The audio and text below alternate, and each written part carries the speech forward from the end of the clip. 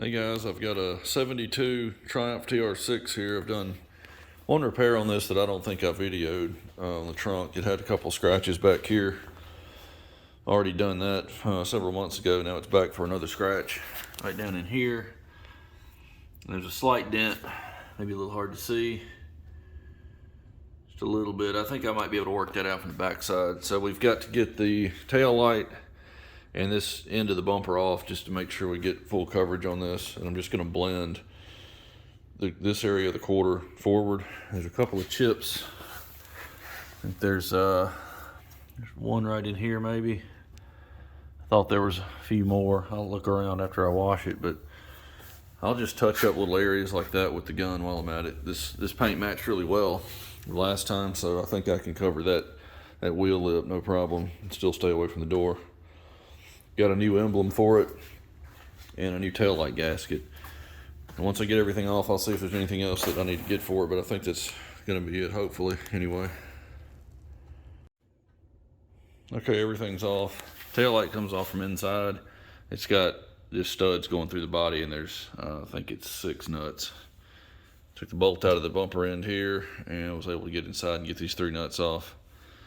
Would have been simpler just to pull the whole bumper off. Would have just been 4 bolts, but I would have had to deal with the tag light wiring over there, and then I would have had a bigger part to have to store. So I've got plenty of room to work here. I'll just tape along this body seam and then along the black here. Last repair I did, I painted the trunk lid, and there was also a chip on the quarter, so I painted the top half of the quarter and blended over into here and stopped the clear on this body line, and then just blended it in right here. And it came out pretty nice. You can't even see it. For this one, we're going to blend just this bottom area. I may end up coming up this way just so I can blend the whole quarter so there's no transition from the bottom up. That way the whole blend will be just carried across, maybe into this narrow area right in here. And then I'll clear the whole thing. But I've got to get, there's a big run here that was sanded out. You can see that big sag right in here that's mostly sanded out, but I can try to get it a little bit flatter. There's not much I can do about it. I'll just have to paint over it. Okay, I went up from underneath. I was able to push most of it out with the PDR rods against the frame rail down here. So I've just been tapping with a slapper and knockdown to get pretty much all of it out. The paint's so thick since it's been repainted that I'm gonna have to sand all this out right here anyway, feather it, so I can just block out what's there, and that'll get the rest of it. And I'll have to sand this peak right here to get all of this, these little runs off of it. I think I've got it flat enough now, I won't need any filler at all, so I can go straight to sanding now, and then I'll get the epoxy ready. I'm sure I'll have some bare metal, and I won't have to put any filler at all. Okay, ready for epoxy. Went all the way underneath where there was some actual rust and some rock chips. Got all that off. So got a little bit of taping down to do. I got to tape this down so this can't come over.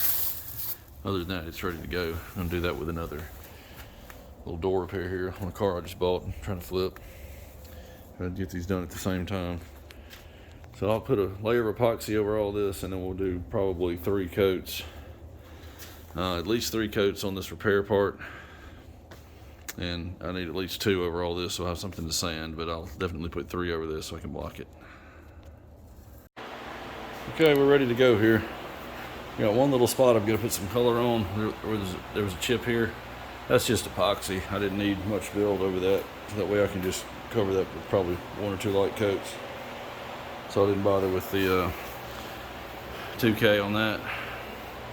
Went all the way underneath where the last painter missed half the bottom. We'll go ahead and fix that. I got to do fine line around the blackout, so I've left the tape about an 1/8 inch short so I can add the fine line at the end here. And then I'll take a spot sanding fiberglass pen and sand right up against that line. And this way the blue tape fine line won't be trapped in it. I can pull it off right after I spray the clear. Same thing down here. Got to go around the blackout right there up to the molding. Normally I'd take something like this off, but this old car, being so old it may break. And car's been painted 2 or 3 times anyway, so it's not a big deal. I just sand right around that real good. All masked up. Also have some paper on the convertible top right in here, so it says insurance back here. If anything gets to the paper, it won't get on the top. Go ahead and get you set up. I'm going to do 222S over the front half and blend. I'll do the whole quarter. I'm not going to try to blend up here. I'm going to do the full quarter and blend it up into this narrow area right here over the wheel arch where it sort of changes shade on the flop there. Anyway, so I can blend into that. And all of this, basically from here down, is hidden. Bumper runs through. You can't really see much of this at all, so I'm really mostly concerned with this area. Okay, here's the sanding pen. It's just fiberglass bristles that come out of the end, and you just run it out with this little knob at the bottom. But I'll drag this across, just right across that critical edge there. You can run a Scotch-Brite up to it, but you'll never get right down in that valley unless you have something like this. It's actually scratching right down in that little corner.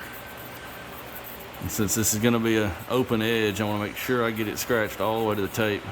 You don't want to get too aggressive or you'll eat up the tape and you'll lose your sharp edge. But I try to just drag it in one direction instead of going back and forth, and just get right in that little corner with those bristles.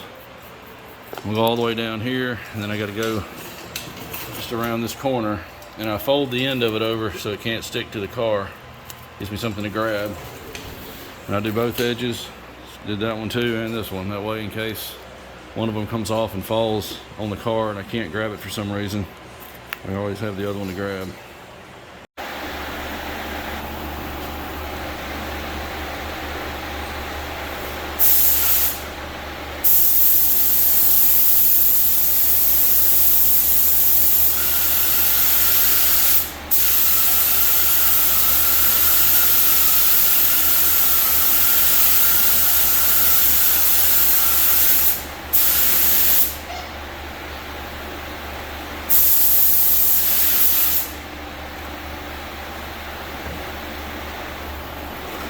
Alright, I hit that back edge just so I had a little bit on the clear coat that's up to that critical edge there, just to help adhesion. Don't really need it there, but that'll help since I don't have any primer there. Try to keep this off the primer because it actually will dissolve that feather edge. I had the customer bring back the paint that I gave him from the last repair on the trunk lid, so I'm going to use up that last couple ounces just right there at the bottom. Get some coverage started here, and then I'll go to the new mix I just bought and finish it off with that. That way I can be left with one can.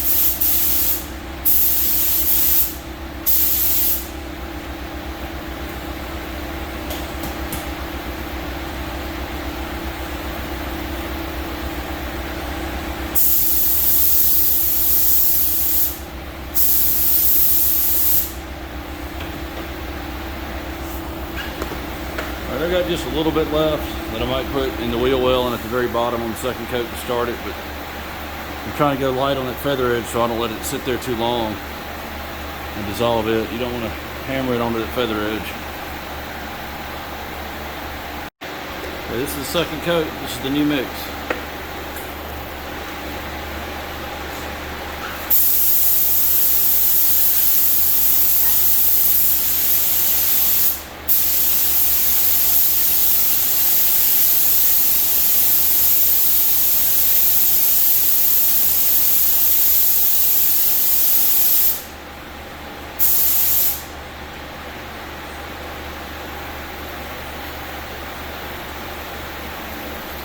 Looks like I got a gun issue. I'm gonna take care of that. All right, I think I had too much metallic in the paint. The paint's a little bit thick. It's a pre-reduced mix I got from Speed's Hacker line. It's a little thicker than I normally would be spraying, and I think all that metallic was stopping up my strainer that I have typically inside the gun here. So I took it out. Seems to be doing better.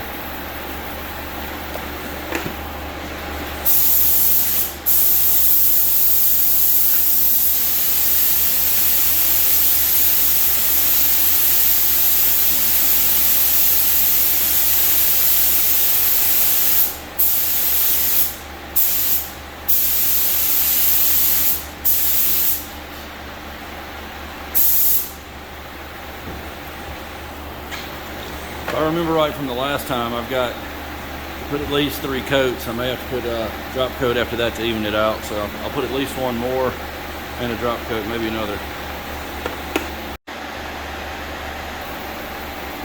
Okay, this is the first coat of clear. I'm going to just run the clear off the back edge where that tape is and come back on the second coat and actually come back from this other direction. I don't want to build it up too thick on that tape.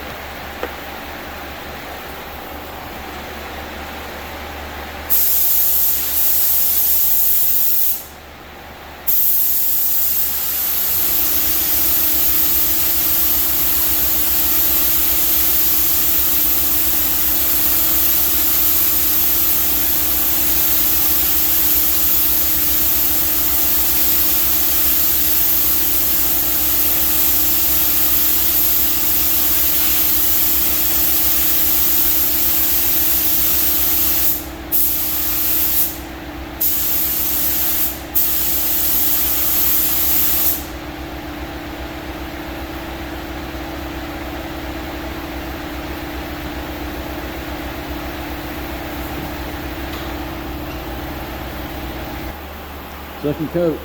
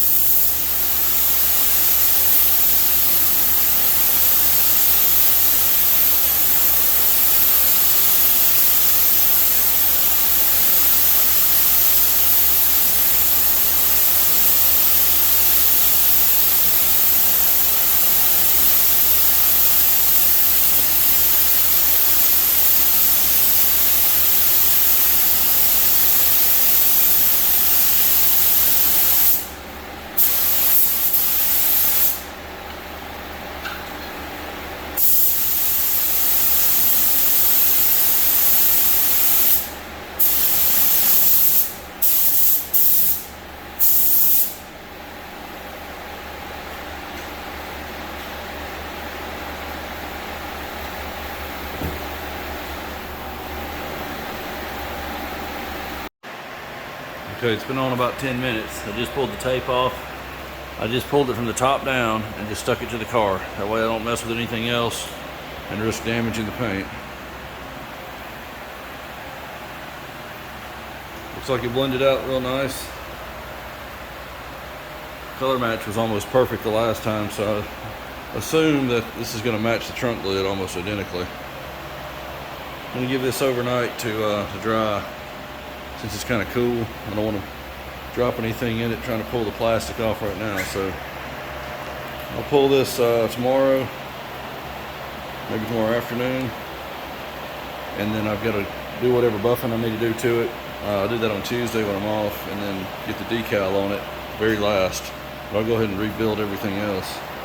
Do that decal at the end. Okay, all finished up now.